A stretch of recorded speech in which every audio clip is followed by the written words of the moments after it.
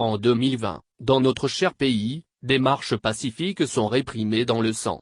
Face à ces violences, face à cette insulte faite à la liberté d'expression, j'éprouve une colère infinie. Je m'incline devant les familles endeuillées. Ma colère est en réalité à la mesure du risque que court une fois encore la Côte d'Ivoire, celui d'une nouvelle déflagration, d'un retour brutal à ces années de déchirement, ces années de feu, ces années de haine encore dans toutes nos mémoires. Oui, le risque est désormais tangible. Risque d'une exacerbation des tensions sur fond d'ethnicisation mortifère, risque de déstabilisation de notre pays dans un contexte sous-régional éminemment inflammable. Personne ne le souhaite, je ne le souhaite pas, convaincu depuis toujours que les alternances doivent s'arracher dans les urnes. C'est le fondement de mon engagement politique. La responsabilité de ce risque incombe à un seul homme, le président sortant. Ce samedi 22 août, Alassane Ouattara devrait être investi candidat du RHDP, ou plutôt ce qu'il en reste, le RDR, à l'élection présidentielle. Arrivé au pouvoir il y a 10 ans avec la bénédiction des grandes puissances, il démontrera une fois encore cette imposture démocratique que nous n'avons cessé de dénoncer. Il foulera aux pieds la Constitution dont il est le garant, reniera sa propre parole et donnera à la face du monde l'image d'un pays en totale régression. Viendra pour lui le temps du déshonneur. Cette candidature est à l'image de ces 10 années de gouvernance, une grossière mystification. 10 ans d'occasions ratées et de dévoiement de notre loi fondamentale. Parce qu'il était le produit d'institutions internationales prestigieuses, il s'est longtemps abrité derrière cette façade pour revêtir le masque d'un démocrate aimable et policé. En piétinant notre constitution, il prouve qu'être un technocrate zélé ne vous transforme pas en homme d'État.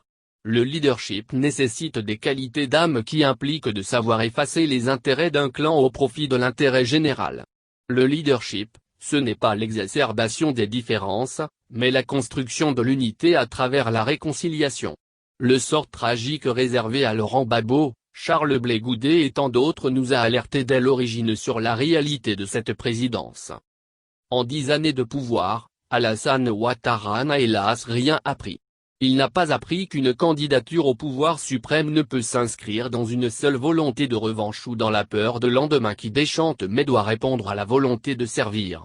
Servir et non se servir car le pouvoir n'est pas une entreprise d'enrichissement personnel d'un homme et d'un clan mais le service du peuple. En 10 années de pouvoir, il n'a pas appris que le temps du pouvoir n'est pas infini et qu'il faut savoir céder la place et passer le relais.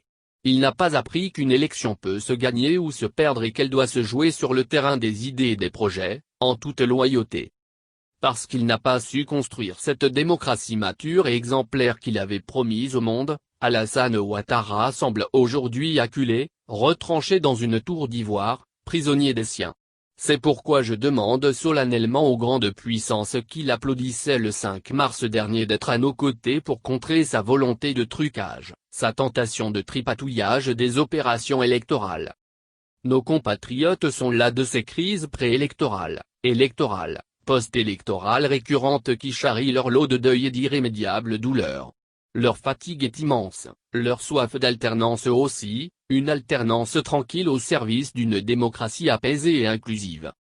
Cette candidature est porteuse de conflits, je ne ferai pas l'injure à Alassane Ouattara d'imaginer qu'il n'en a pas pleinement conscience. Alors, je lui demande instamment de faire preuve d'esprit de responsabilité. Si ce n'est pour notre pays, qu'il le fasse pour son image personnelle. Il est encore temps de renoncer.